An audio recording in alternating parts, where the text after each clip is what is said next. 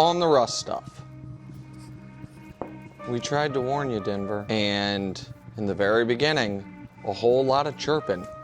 Why couldn't LeBron make it work the way Joker can? Russ has fit in well there. Yeah, he won't when it matters. I'm telling you, he will be a net negative on winning playoff games. I'm not ready he to has. say Well, if I may, I am ready to say that. He has not been able to contribute to winning basketball in nearly a decade.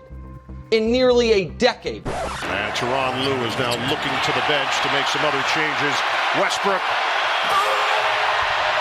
Another jam! Would you guys consider that contributing to winning basketball? Would you guys consider 15 points, 5 rebounds, 5 assists, and 5 steals in a Game 7 against a team who most people considered better than Denver a winning contribution to playoff basketball? Maybe I'm too generous, but I think Russ just proved a lot of people wrong. And the reality is, this was an incredible Game 7, but he had a great Game 6, a great Game 5, 2, and 1. Pretty much what I'm trying to say, Russ was incredible for the Denver Nuggets this entire series. And this is just an extension of what he did for them during the regular season, in which he contributed to winning. Yes, he had some bad plays in this series and in the regular season, which everyone will remember and highlight, but those few bad plays don't come close to every other great play. He made possession after possession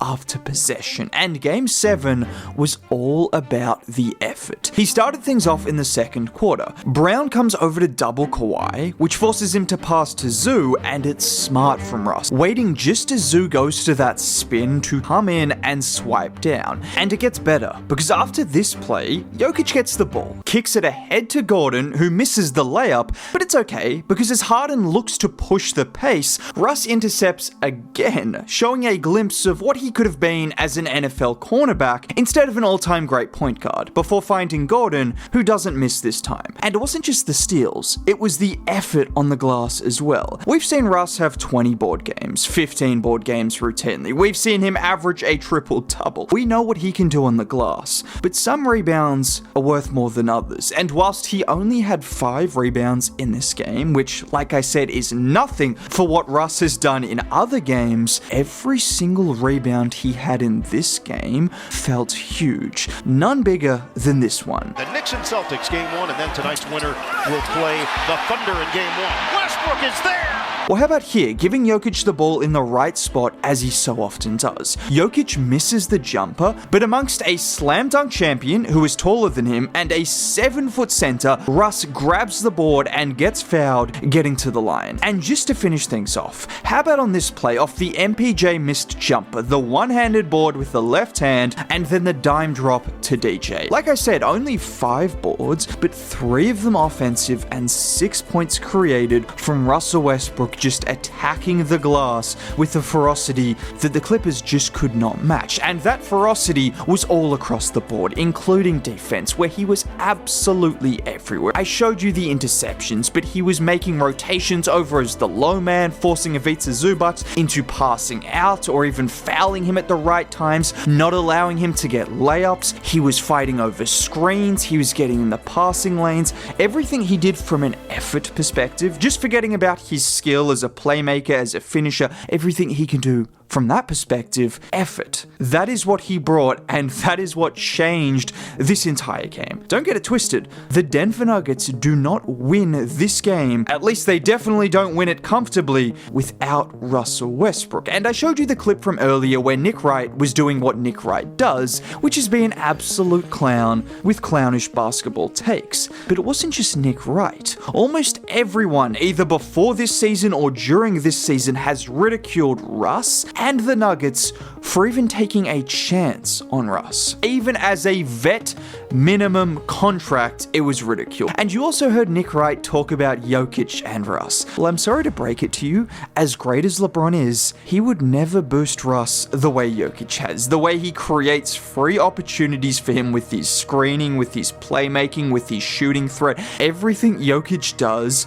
makes Russ's life so much easier, and the numbers back that up as well. To the point where Jokic doesn't even have to touch the ball sometimes to create open looks for Russ. Look at him here, where Harden would rather hold up Jokic from getting to the post than get out and contest Russ, leaving him wide open for three. Or here, where this time Batum is so focused on fronting Jokic that it just leaves a wide open driving lane for Russ. I mean, look at that lane because of the fear Jokic put in these guys. Or here, where it's a handoff from Jokic and Pau goes as far under the screen as humanly possible, leaving Russ wide open for the three. Now, in saying all of this, Russ also needs serious credit for what he has done in helping Nikola Jokic this season. As I mentioned, Jokic has absolutely helped Russ, and from an efficiency standpoint, it is unprecedented the difference with him on the floor versus off the floor. But it's been a two-way street, and Russ's playmaking has been absolutely crucial to getting the best version of Nikola Jokic, and some of it is very simple. Russ is just a willing entry passer. Obviously, Russ is an incredible playmaker who can make all kinds of passes, but he's not the engine of the offense anymore. He's not creating every opportunity. It's passes like this, which is all you need sometimes from Russ. Like here, where Russ gets in transition, he waits for a second for Jokic to sprint the floor, and just a perfect time for him to get the and one. And in a game where he struggled particularly early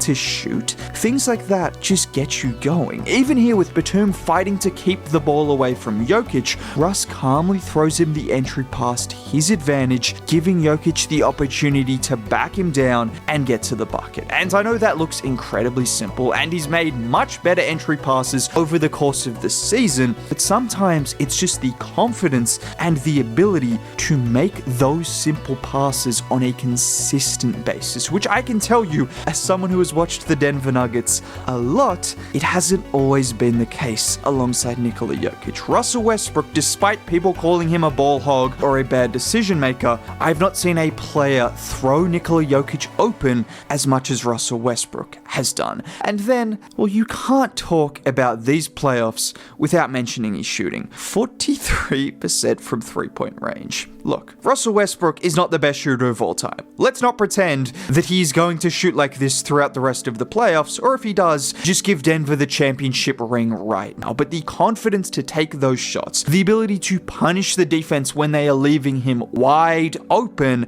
to go along with everything else he does, when he is shooting like this, well, there's no secret. With the defense, with the playmaking, with the rebounding, with the energy, with the effort, he becomes one of the most valuable role players you could have off the bench, and doing it on a veteran minimum contract. I mean, if Russell Westbrook is going to shoot like this, just give it up. And I talked about the energy, but this is one thing that might not be quantified in the stat sheet or see in the box score, but I saw it last year with Denver. In the series against Minnesota, there was a lack of urgency, a lack of effort in some of those games, and there was a chance that could have happened in Game 7 again, and it wasn't the best start until Russell Westbrook came in and made defensive plays, he made high energy plays, he did everything to boost the energy, and he has done that all season long. And whilst Russ will still have some ups and downs throughout the rest of the playoffs, this is why I could never fathom people hating this signing for Denver. Do you see the rest of their bench? Do you see what else they are relying on?